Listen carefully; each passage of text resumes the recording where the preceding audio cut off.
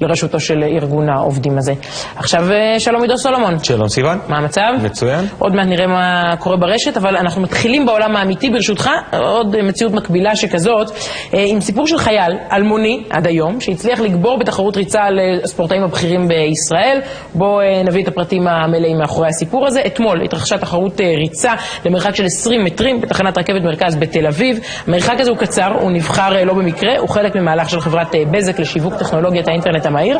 ראשונה הייתה שחר פאר שטסה על המסלול, עברה אותו במהירות של 3 שניות ו43 מאיות. אחריה על הכוכב העולה של מכבי תל אביב בכדורסל, יוגב אוחיון, שהשיג תוצאה טובה מפאר ב3 מאיות, וגם טוטו תמוז, כדורגלן הפועל תל אביב, היה שם, הוא עצר את השעון על 3 שניות ו34 מאיות שנייה, ואז מעל כולם ניצב חייל אלמוני מגולני, סמל אדיר איפרגן, ששרף את המסלול, השיג תוצאה טובה בחצי שנייה מכל מתחריו הספורטאים הגדולים, ושים לב איך הוא עושה את זה. שלום אדיר.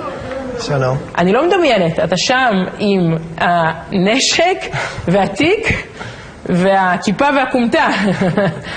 כן, האמת שזה היה באופן ספונטני לחלוטין, ככה שלא התכוננתי לזה לפני או משהו כזה. מה זאת אומרת, אתה נוהג לעבור ברכבות, לראות 20 מטר ולעבור אותם במהירות שמותירה את כל ספורטאי ישראל מאחור? הייתי בבית, הייתי צריך לחזור לבסיס, ובדרך עברתי, התעניינתי, ראיתי את המסלול. אמרתי, אולי כדאי לנסות. זה כאילו אתה מאחר את האוטובוס לבסיס, אבל למה אתה עם נשק ועם התיק? את הנשק לא יכולתי להוריד, מהסיבה הפשוטה שאי אפשר להוריד את הנשק. שחר פאר תשמור עליו, אוקיי. בקושי עכשיו לשידור היה מוכן להופיע מנשק. כן, אז... והתיק כבר אמרתי, טוב, אם אני כבר עם נשק, אז... בסדר, נעשה את זה לכיף, לא נעשה את זה כדי לנצח. אז איך אתה מסביר את העובדה שעקפת שם את כולם?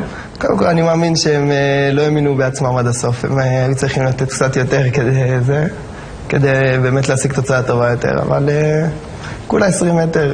אתה אצן מקצועי? אתה מתעסק בזה? לא, ממש לא. אימונים ביחד. בגולני רצים הרבה.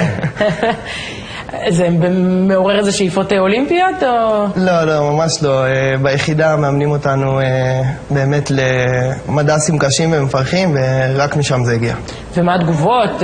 הסיפור הרי פורסם, לא רק אצלנו, המפקדים, החיילים, אמא, אני יודעת. כן, אתמול הגעתי לבסיס, אז סיפרתי את זה ככה בחצי צחוק למפקד הסיירת, והוא בעצם אמר לי שהוא כאילו חשב בהתחלה שאני צוחק איתו על כל הסיפור הזה של 20 מטר כאילו.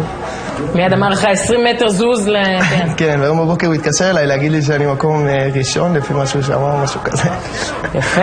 טוב, אל תרוץ רגע מחוץ לאולפן, בסדר תשאר פה איתנו. אגב, קיבלת גם פרס על ההישג הספורטיבי הדי מרשים הזה.